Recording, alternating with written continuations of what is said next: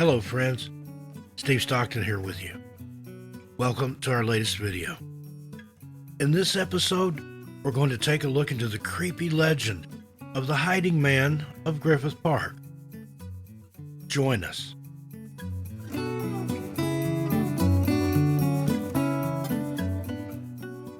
Now, we all know what a wonderful and yet weird place the internet can be.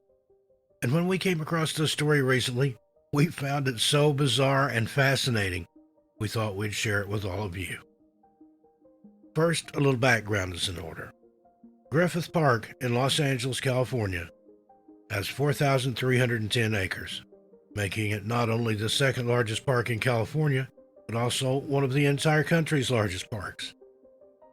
A few of the highlights of Griffith Park include the Griffith Observatory,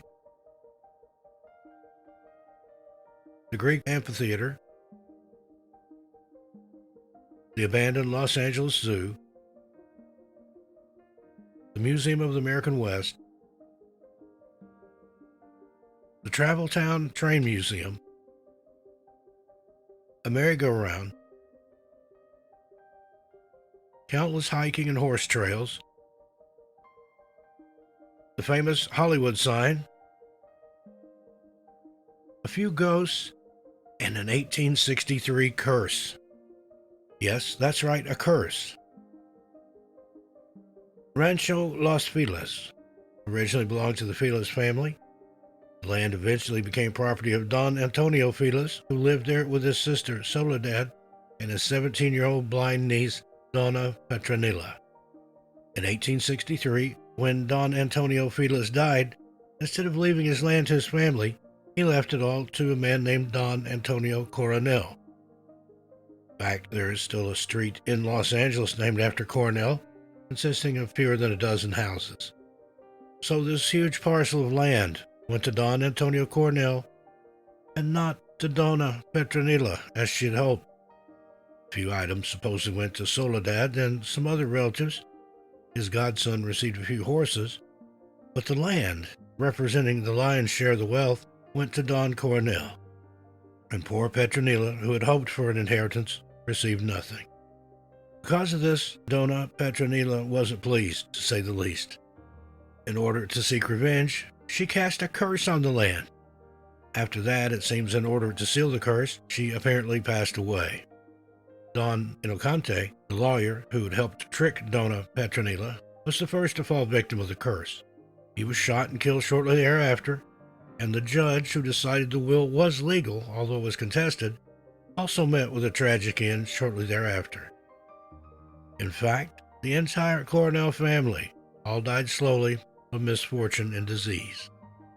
When Don Coronel died, the land was left to his young wife, and she promptly remarried.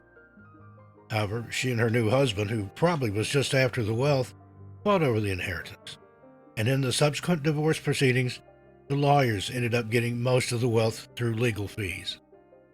Around the end of 1868, a man named C.V. Howard owned most of the land and the land's water rights, which he sold for a handsome profit. During a celebration of his good fortune, he was allegedly shot to death. Next, Leon Lucky Baldwin eventually acquired the property, but his lucky streak ended when he established a dairy and a ranch on it. Nothing went according to plan. All of his cattle on the land died, mysterious fires destroyed the grain, and then a swarm of grasshoppers devoured the crops. Baldwin was reportedly killed by an outlaw after he went bankrupt and had to sell the land to pay off the mortgage. Then, Thomas Bell, a financier from San Francisco, ended up owning the land. He was terrified of the curse, however, and only held the land for a short time before selling it to Colonel Griffith J. Griffith. Apparently, Bell lived into his 80s, and then the curse touched him too. He fell from his mansion's banister, or was pushed by his mistress, depending on who you believe. So Colonel Griffith J. Griffith, who now owned the land, as well as his aristocratic pretensions, he also had an uncanny knack for finding silver and gold.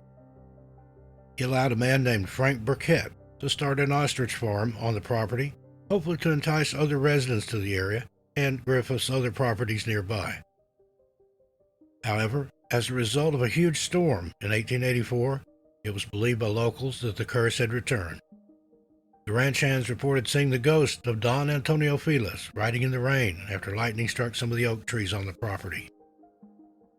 Don Antonio remained to haunt the area after the storm, often making an appearance near a place called Bee Rock. It has been said that Griffith would not visit the land unless it was midday, and at night, ostriches were rumored to stampede and run wild throughout the area, attacking anyone foolish enough to venture onto the property. So, after ghosts appearing and ostriches stampeding, Griffith foreclosed on the failing ostrich farm, causing Burkett to vow revenge. Burkett attempted to shoot Griffith with a shotgun outside the old Calvary Cemetery, which is now the location of Cathedral High School on North Broadway. Griffith survived the attack, but only because Burkett had used birdshot instead of buckshot. Burkett apparently believed he had succeeded in killing Griffith, though, so he took his own life. Griffith, tired of all the misfortune and drama, donated 3,015 acres to Los Angeles in December 1896 as an attempt to rid himself of the cursed land and the ghost. Despite Griffith's efforts, the curse would not let him go that easily. Devout Protestant Griffith concluded afterwards that his Catholic wife, Christina Mesmer, was conspiring to poison him and steal all of his money. Christina herself, because of her family and connections, was already very well off and very well connected. It's been reported that Griffith would often switch his plate with hers at dinner so that the allegedly poisoned food would be on her plate instead of on his. Then, one night when the couple were staying at the Arcadia Hotel in Santa Monica, he ended up shooting his wife. She survived, although she was disfigured and blinded in her right eye after she threw herself from the window, landed on an awning, and crawled to safety through yet another window. Griffith was charged with attempted murder for this little stunt, and although he only spent 2 years in San Quentin for attempted murder, thanks to an alcoholic insanity defense, his reputation never recovered. When he was released from prison, the city ignored his efforts to continue building Griffith Park, not wanting to do business with him.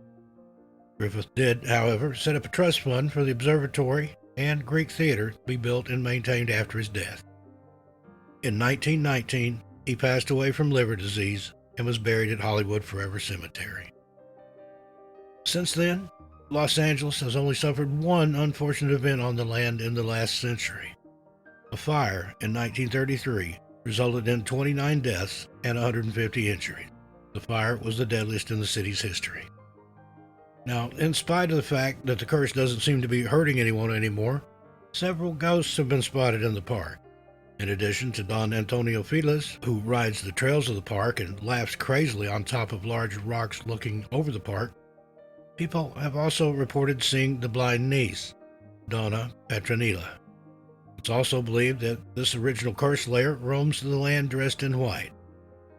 Additionally, she's been spotted riding a white horse around midnight near an old adobe building used for the park headquarters. Another ghost has also been spotted riding a horse in the park, but as the rider's style does not match that of a Spanish Don, it is believed to be Griffith J. Griffith himself's ghost. There have been reports of other ghostly figures all throughout the park, including one who appears to be seeking assistance. According to some, it is the spirit of a girl who was abandoned in the park as a child and eventually died of exposure. Now she wanders the park forever, looking for the parents who abandoned her. Ghosts have also been seen descending steps near the merry-go-round and disappearing as they reach the last step. The number of reported sightings at both Traveltown and the Griffith Observatory prompted teams of paranormal investigators to spend nights in the park. However, they did not find any evidence of paranormal activity. And there's also the ghost of Peg Entwistle, who infamously jumped from the H in the Hollywood sign. And she's still seen there today. Reportedly, her ghost is seen recreating her death, in which she flung herself from the famous sign. This apparition then disappears before hitting the ground. And there's the haunted picnic table number 29. In 1976, on Halloween night, two young lovers, Rand Garrett and Nancy Jensen, were engaged in a, shall we say, amorous encounter on the picnic table when a huge tree branch fell on them, killing the both of them.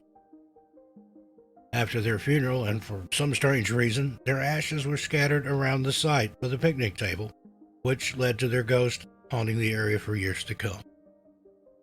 Every attempt to remove the fallen tree has been gruesomely unsuccessful, with those who have tried often telling supernatural horror stories as a result. It has been reported that people frequently hear disembodied voices near Picnic Table 29, moaning, "Leave us alone," and "Next time you die." There was even a couple of Park Service tree trimmers who had been tasked with cleaning up the area that experienced something so frightening they quit their jobs on the spot and fled, and have never been seen or heard from again. Pretty creepy. I'd love to know what they experienced. Griffith Park has also served as a temporary resting place for many murder victims throughout the years.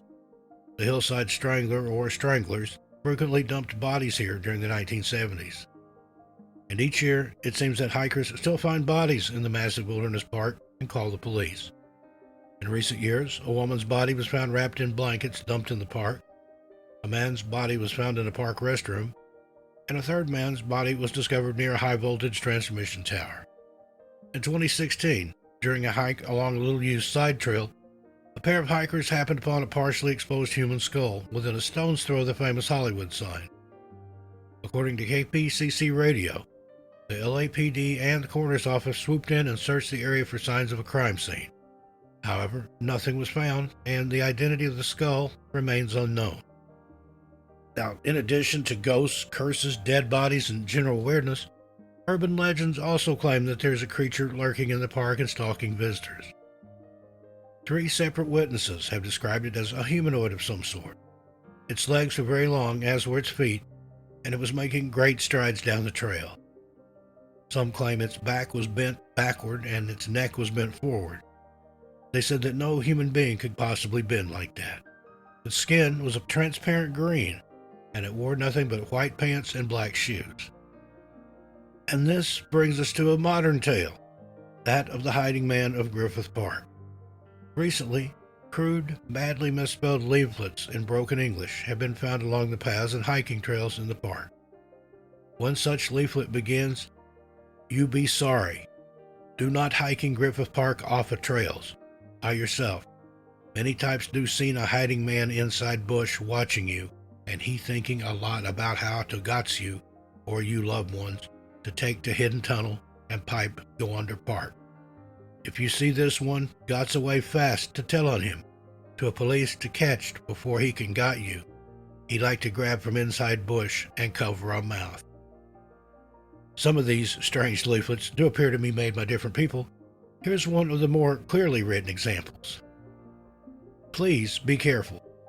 Several pedestrians and bike riders have reported seeing a man walking around or peering through the river foliage for unknown reasons.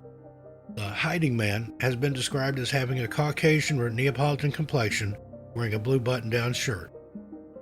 Other people on the path after dark have reported someone in the brush with a flashlight. Be very careful. If you see this man," and there's an accompanying drawing, "please call the Glendale Police Department at 818-548-4840 to report. He may be dangerous, or sick, or worse." How would you like to see that posted in an area where you're hiking? Some reports also call this entity the Rubber-Faced Man, as his face appears to be made of rubber, or perhaps he's wearing a cheap Halloween mask. And, in a strange case of art imitating life, someone, presumably an avant-garde artist, calling themselves 4,310 Acres, which probably not coincidentally is the size of Griffith Park, has created a website selling expensive handmade t-shirts, other garments, and even paintings, which detail the legend of this creepster. You can find them on the web at thehidingman.com. Well, folks, there you have it. What do you think of all the weird goings-on in Griffith Park and the urban legend of the hiding man? If you've ever hiked in the park, do you have a story to share? Please email me at the link in the description. I'm really looking forward to your comments on this one, but please, let's keep it friendly and respectful. In the meanwhile, be good to yourselves and each other, and be careful. Don't get taken to the hidden tunnel or pipe, and I'll see you a little farther on down the trail. I'm Steve Stockton, and I'll talk to you next time. Tell your animals Steve says hi.